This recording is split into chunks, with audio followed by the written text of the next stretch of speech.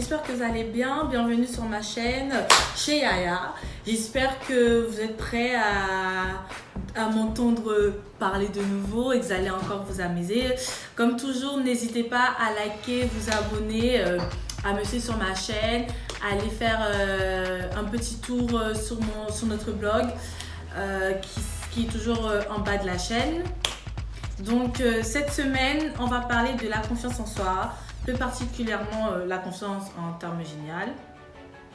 Donc pour débuter ce sujet de cette semaine, notre première question est pourquoi on manque de confiance en soi? Excusez-moi, pas d'où ils viennent, mais pourquoi on manque de confiance en soi? Alors, pour ma part, je pense que ça vient un peu de partout, mais plus particulièrement de l'école, avec les notes, tout le système à noter du système scolaire du coup. Donc du coup, il y a aussi les parents, à force de dire des commentaires négatifs, de comparaison avec sa sœur, elle est mieux que toi, ou avec tes copines ont des notes mieux que toi, pourquoi tu n'y arrives pas, ou même entre amis. Personnellement, quand on est toujours à l'école, on voit qu'il ou elle a plus de meilleures notes alors qu'on ne sait pas pourquoi, alors qu'on donne tout aussi du mal, ou pourquoi elle a plus de notoriété auprès des autres amis alors que nous, on est sur la touche. Alors, quelles sont les conséquences? Alors là, c'est nombreux et divers. Tout d'abord, ça peut toucher à notre estime de soi. C'est-à-dire, c'est la manière dont on va se percevoir à travers de nos yeux. On va plutôt avoir tendance à se dénigrer, à manquer justement de confiance en soi par rapport à tout ce qu'on peut accomplir en fait.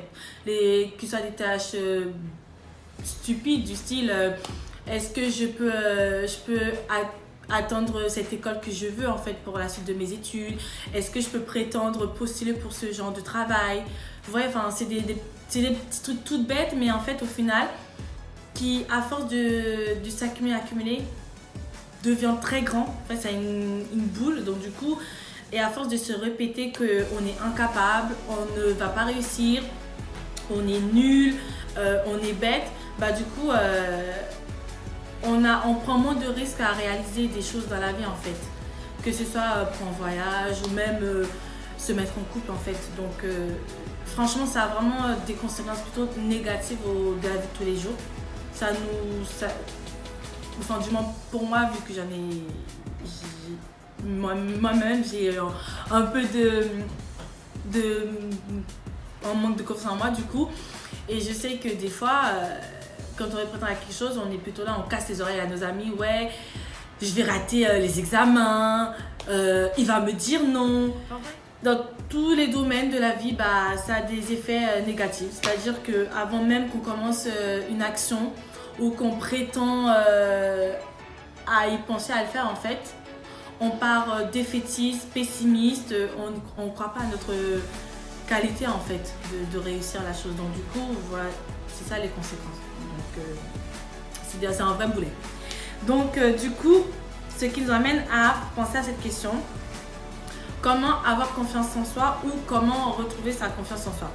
Alors, pour moi, la meilleure manière de débuter, en fait, il n'y a pas forcément de diverses manières, le plus court, le plus long. C'est de commencer, en fait, par se dire je suis capable, ou je suis bien, ou je suis belle. Enfin, ça dépend du domaine dont vous avez un manque de confiance en soi en fait. Au final, si c'est la beauté, commencez par vous aimer vous-même en fait. C'est la meilleure solution que je peux vous dire.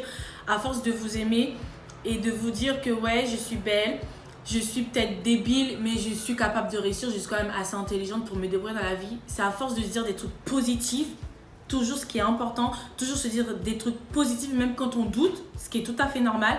Dites-vous des trucs positifs, les mêmes phrases que vous dites à vos amis ou à votre soeur pour les encourager ou les motiver.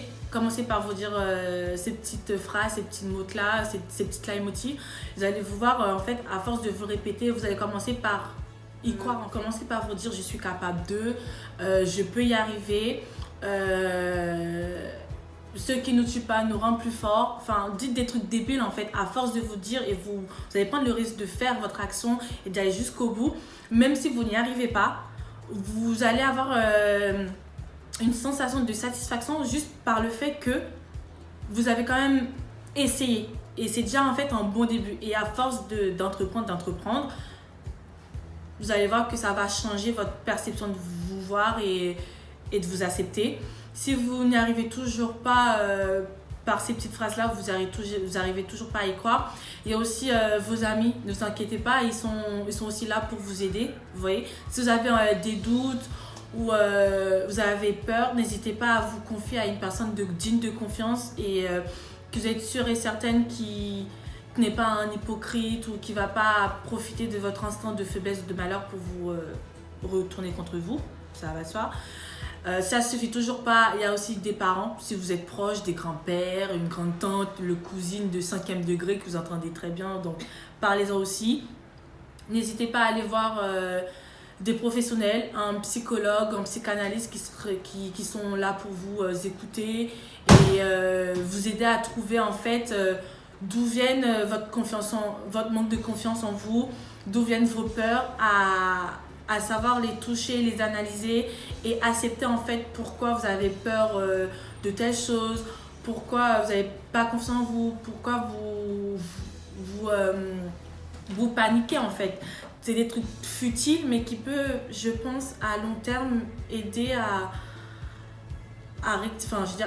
éliminer votre manque de confiance en vous et à gagner plus d'estime de soi, plus de confiance et à être positive, optimiste et ouverte à toute expérience et à toute nouvelle chose en fait. Du coup, à pas vous freiner dans votre vie de jeune adulte ou même d'adolescent, pré-ado, enfin, qu'importe votre âge, ça aide mieux en fait à votre vie en fait, à votre style de vie, votre estime. Donc, c'est très important. Donc, du coup... faut le faire. Et justement, j'allais venir à la dernière question. Pourquoi est-ce important?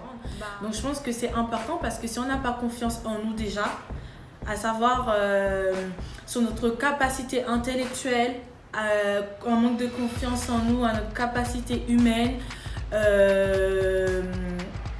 ou même dans la vie active ou professionnelle de travail, c'est vraiment très handicapant en fait, je pense. Parce que du fait, on pourrait pas en fait bien construire une relation avec les autres. C'est un vrai boulet, c'est un vrai problème parce que ça va entacher. Du fait que nous, on manque de confiance en nous, ça va directement impacter à la manière dont on va se percevoir ou se positionner avec une autre personne. Ça va impacter la manière dont justement on va se positionner également dans notre vie de travail, professionnellement parlant, à savoir toujours une anxiété à faire des nouvelles choses, à chaque tâche qu'on demandera d'accomplir, ou même le pire, je pense que toutes les personnes qui ont un minimum un manque de confiance en soi a déjà expérimenté, c'est dans la vie de couple de tous les jours. Parce que quand on manque de confiance en soi, on se trouve grosse, pas belle ou pas attirant, ou qu'on n'a pas l'impression d'être fait pour la personne, d'être à sa hauteur. Et bah du coup, quand cette personne ne serait pas près de vous, ou vous ne le verrez pas en fait cette personne, donc du coup vous allez vous demander en fait, est-ce qu'il va me tromper ou est-ce qu'elle va me tromper? Est-ce qu'elle me sera fidèle?